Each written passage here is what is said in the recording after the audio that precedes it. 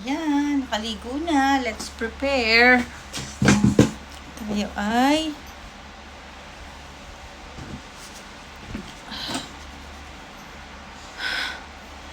mag-prepare. Unahin natin ang kilay ni Inday.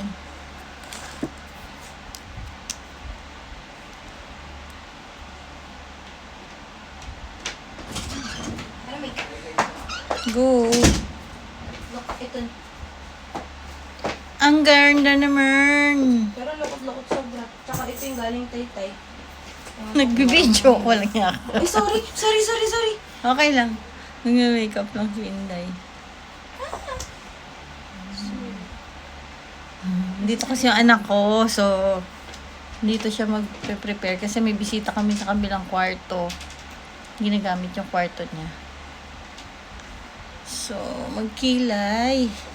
Okay na yan. Basta na-fill up na yung kilay, okay na ako dyan. Hindi naman to makeup na may party or engranding ano. Natural makeup pa rin tayo. Actually, nakapag-moisturizer na ako. And sunblock. Yun pa lang ang nalalagay ko sa mukha ko. Tapos, tayo ay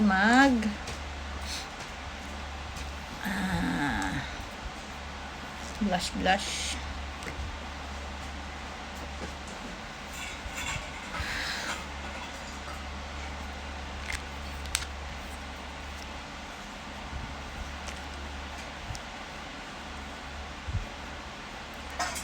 Uy, oh.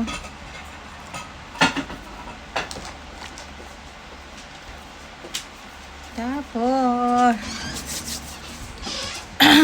powder.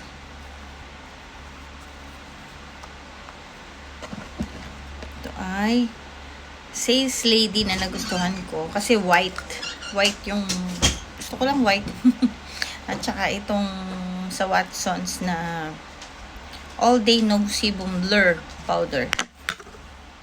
Kunin natin itong aking ginagamit sa tender care.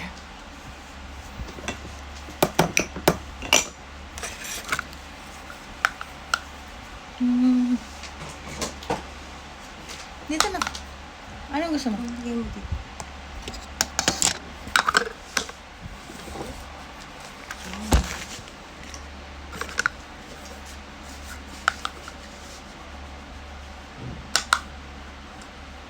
O, diba?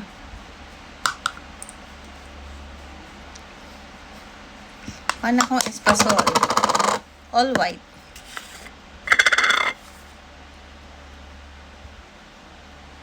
Anak, binidyo ko yung ano, yung binigay mo sa akin yung Roman kahapon. Kahapon ko lang siya nabuksan actually. And then, of course, ha? Gamit ko siya. Of course, ang gift ng aking anak na ginamit ko kahapon ay gamitin natin ngayon ulit. Kalimutan ko itapon to.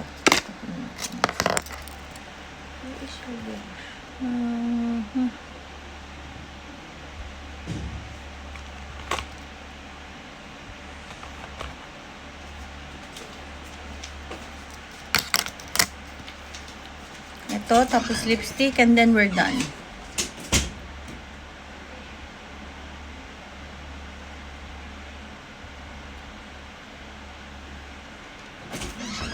Yan o. Natural looking lang talaga siya. Pero nakakaganda siya ng mata.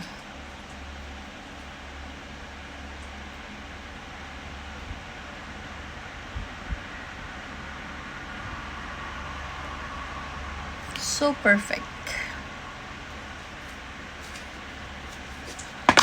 And then lipstick.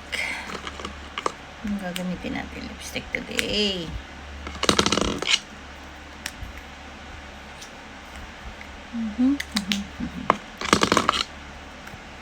This one na lang. Charlotte Tilbury. Bigay naman ng panganay kong anak. Ano ba yan? Puro bigay.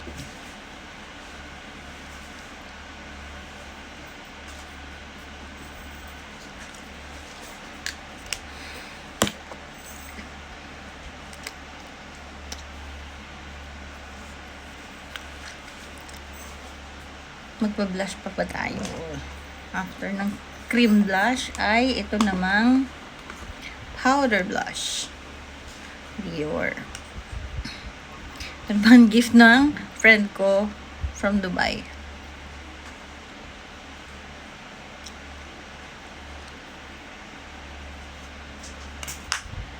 That's it. So, this is the final look. Earrings from Boracay. Nung pumunta kami ng Boracay.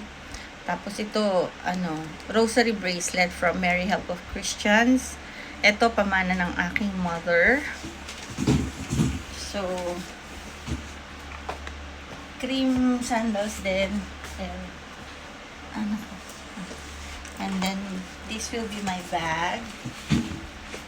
Nakating pa ako. And, that's it. I'm done. See you.